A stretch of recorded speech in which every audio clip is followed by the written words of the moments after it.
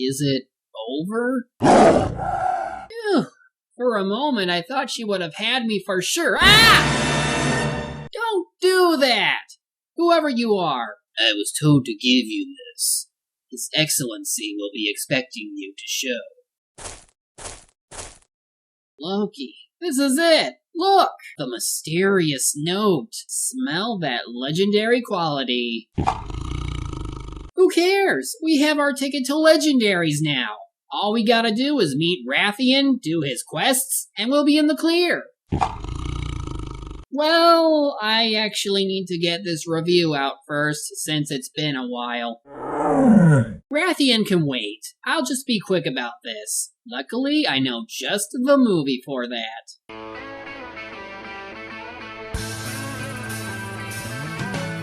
No one told you life was gonna be this way. Your job's a joke, you broke. Your love life's the your way. It's like you're always stuck in second gear. When it hasn't been your day, your week, your month, or even your year. But I'll be there for you. When the rain starts to fall, I'll be there for you. Like I've been there before. I'll be there for you. 'Cause you're there for me too.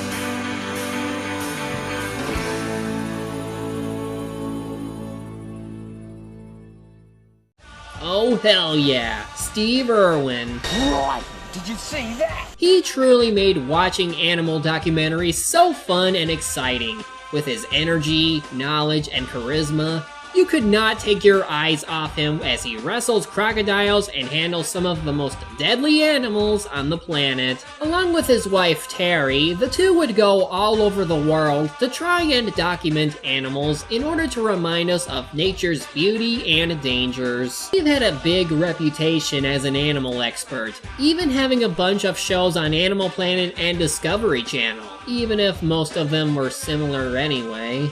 But still, what remained the same was his immense love and respect for animals, which most people don't often show. It truly felt like he was sharing that love to the world by showing off everything that nature can throw at us. Sadly, during a shooting for a documentary, Ocean's Deadliest, a stingray that he attempted to film for his daughter's show, Bindi the Jungle Girl, pierced his chest and he was pronounced dead by the time they got him to shore. This left fans and many other people saddened and others angry to the point where they actually killed stingrays out of revenge. But you know, Steve would never have wanted that. He would never want animals killed for his sake. He would later be buried in a private section of the Crocodile, and in time a memorial would be held that was broadcasted worldwide. It was certainly a sad year for the animal kingdom for when it lost its champion to man and nature alike.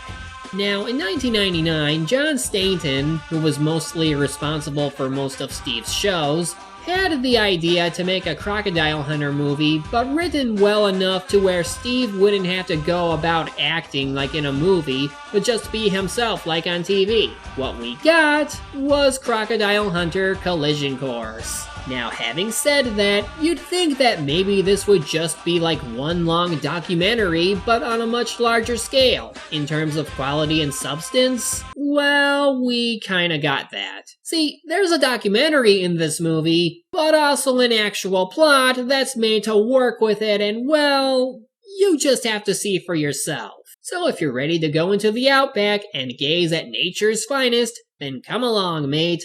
This is Crocodile Hunter Collision Course. We open with a shot of a satellite in space, and given the text used here, would you ever think of this as a Crocodile Hunter movie? I feel like this is a cheap knockoff to Deep Impact or Armageddon. Apparently, the satellite in question was damaged due to a malfunction in the system, causing the satellite to self-destruct on program, causing a capsule containing a beacon inside to fly toward Australia, before ricocheting off a tree and into the mouth of a croc.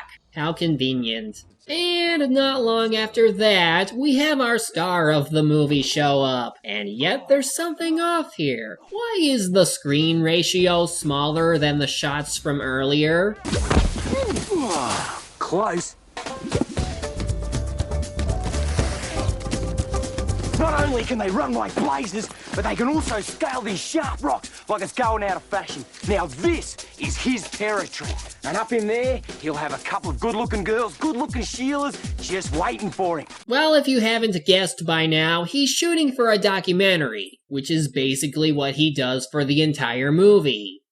Yeah, you heard me right. That's all he's doing in this movie. Here's the thing. During production, Steve was made unaware of how the plot or anything relating to it worked. So he was basically free to do whatever he wanted and just ad-lib everything whenever the plot would kick in. I guess you can say that keeps the authenticity of Steve's performance, since he typically films and acts on the fly. But from a story perspective, it just seems disjointed that there's an ongoing narrative while someone is shooting for a documentary that's already been edited. Don't believe me? It's croc-saving time. We've had to interrupt our great adventure to help some local fishermen with a problem crocodile. Haven't they got a cheek?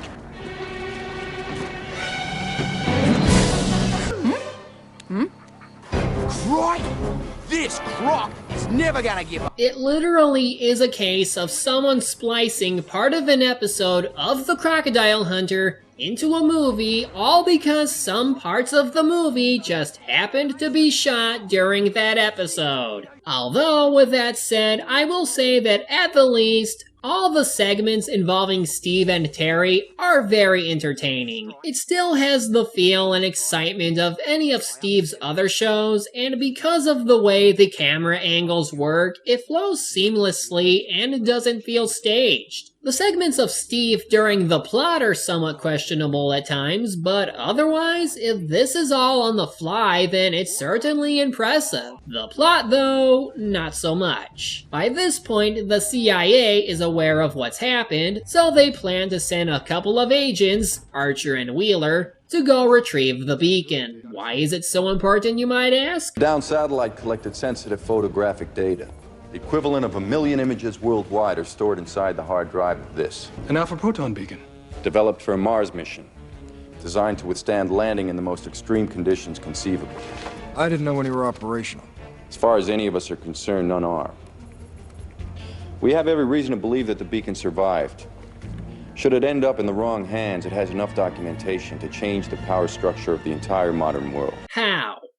I mean, I don't know how their technology would have worked back then, but I just find it hard to believe that whatever's in that beacon has enough information to change the power structure of the world. What exactly is on that thing? Aside from blurry images that may or may not reveal anything at all. While Archer and Wheeler go out, Deputy Director Ansel sends out another agent, Joe Buckley, to tag along so that she finds the beacon first in order for him to take another director's job. And this is what constitutes to him being the villain.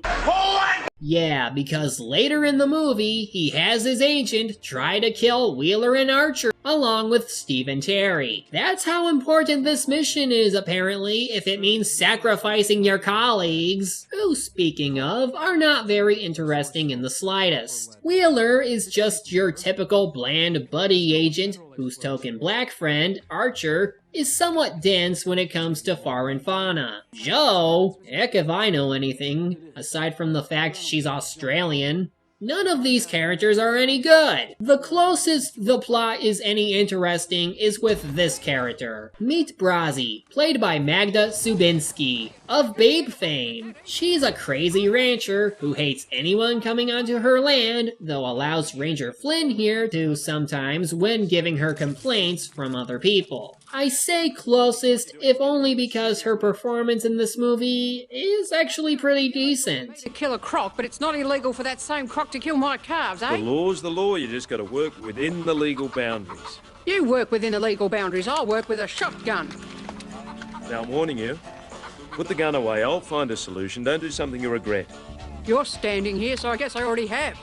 Now rack off, Sam. Her character doesn't have too much depth, just that her husband died, which caused her to be like this, and some of her antics are passable. But really, when the hell am I ever going to see someone from Babe appear in any of my reviews? She's certainly more recognizable than the other characters in the plot. Basically, she's complaining that a crocodile ate one of her cows and wants to kill it. But Flynn says he'll have someone else handle it, and that someone would end up being Steve and Terry. Still, Brazzi decides to go do what she set out to do, which leads to her hanging a chicken from a tree overnight and being pulled in by the croc. Ultimately speaking, her gun fails to fire after leaving the water, which causes her to faint, and yet the crocodile just leaves her alone after. Other than that, most of what the agents do is chat, try to find leads, and hoping they find the beacon, all while setting what little personality they have. As long as we've got some downtime, how about you and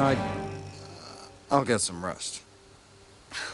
In the meantime, Steve and Terry go on their usual adventures and just having a good time. Eventually, they find the crocodile that Brazzi had complaints about, and we get a pretty exciting scene where they try to capture it. Again, the way it's edited, it's amazing how they got all those shots at all. This is by far the best part of the movie, since you know how dangerous and real the situation is, and you're just on the edge of your seat wondering what will happen next. They eventually capture it and start heading back to their Jeep with it. Meanwhile, the CIA agents end up at a riverbank, still trying to figure out why the beacon keeps transmitting on and off for them, until they see that driving not too far from them are the cameramen for the Discovery Channel. I think the binoculars have just picked up the Discovery Channel. Basically, they now think Steve Irwin has the beacon. However, they now have to deal with Brazzi, who mistakes the three as the croc catchers Flynn called for. She takes Joe to confirm their identity with Flynn, while Archer and Wheeler are stuck with the dogs. As this goes on, the CIA look into Steve's history,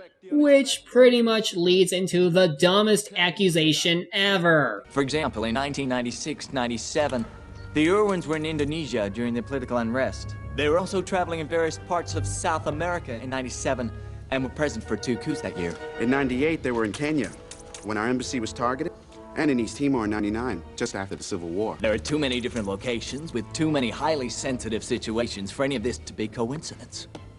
And now, our agents in Northern Australia have reported that the Irwins have beat them to the satellite beacon, which we believe is in their possession.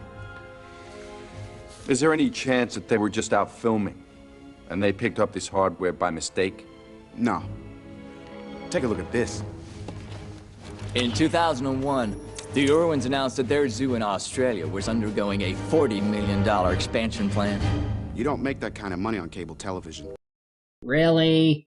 So, you're saying that what would otherwise be just a coincidence isn't a coincidence, and that you believe that the Irwins were getting their income through illegal means because you don't think that they could make that much from their shows. Let me think. That's the dumbest excuse I've ever heard. You don't have enough evidence to believe that they had any involvement with what you just said. And have you once considered that maybe the $40 million would come from donation drives as well as what they would make off of television? I mean, he was pretty popular. I'm sure lots of people would have gladly donated to him. Jeez, you're worse than the guys who say you can't make a living off the internet. So anyway, Wheeler and Archer would get away by using a dog whistle, and Joe would get away by tricking Brazzi into thinking she left the shower running, lock her in, and then steal her makeshift airplane.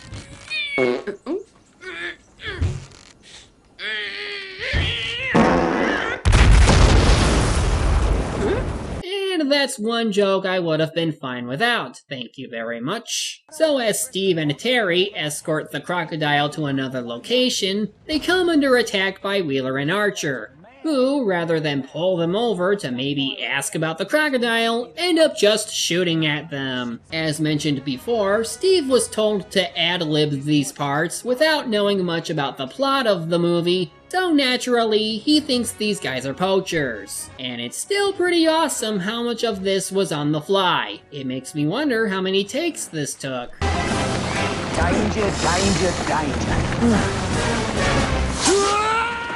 See ya. Now pause. Just That face right there. Try picturing him as a serial killer with that face. What he did just now is pretty damn harsh, and yet he's enjoying every moment of it. Before going into the river to release the crocodile, they discover the beacon in its feces, and unsure of what it is, they take it with them anyway. And as for Joe... What the hell's going on down there? I'm at the Thompson River. So far I've been bailed up by some gun-wielding rancher and chased by a pack of wild dogs. Get rid of everything.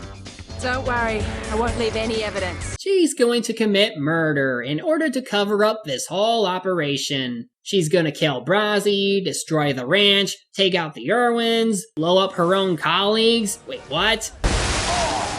Did you see that? Must be some sort of poacher war, and we're fair smack dab in the middle of it.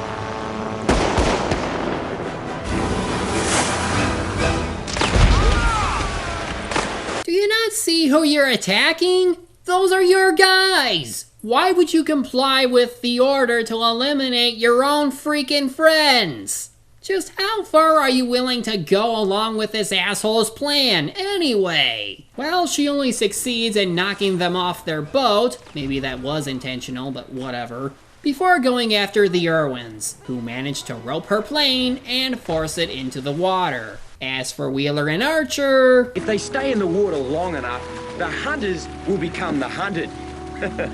That's nature's way. Our hero, willing to let people be eaten as punishment. Well, the CIA is upset that their agents failed and plan to take action. This leads to Ansel being arrested for sending Joe along? I don't know. But they call the Pentagon, which leads to George Bush. That dude on the Discovery Channel? He looks so fake. The Air Force, the Rangers, just pick up that ball. Well, this has been one heck of an adventure. We've tossed a couple of gorgeous snakes, rescued the most beautiful, gnarly old crocodile, and we taught those pesky poachers a fair dinkum Steve-O lesson. What more could a bloke ask for? Crikey! International incidents are funny. Oh, but it's okay. It was just a misunderstanding. Idiots. So in the end, they give the beacon back, Brazzi acts as a volunteer, and Wheeler and Archer are forced to volunteer for free, even though they were just doing their job. All's well that ends well, I guess? So that's Crocodile Hunter Collision Course. How was it? It was okay. As far as family films go, there really wasn't a whole lot you could do to make anything other than the Crocodile Hunter more exciting in this case. But really, for all the time Steve was on screen doing his thing and just being awesome, it makes me wonder why they didn't just do a feature-length documentary instead. They shot tons of documentary footage. That itself could have been the movie and we'd still see it. Instead, it's padded with an unnecessary plot that is filled with incompetent characters who, aside from maybe one, are bland and uninteresting. The screen ratio differences that went on in this movie really just make the flow of the story seem awkward and less believable than if this wasn't just part documentary. Really, if you cut out all the scenes not involving Steve, you'd have about an hour-long documentary with Steve doing some of his most insane stunts yet, and it'd still be the best hour of your life. I applaud Steve and Terry for being themselves and still making the best of what was going on around them, and God rest his soul for all he's done in his life. Watch this movie if you want to see Steve doing what he does best. I guarantee you'll at least have fun with whatever he's doing. I'm the Media Hunter. Media's my prey, and reviewing them my way.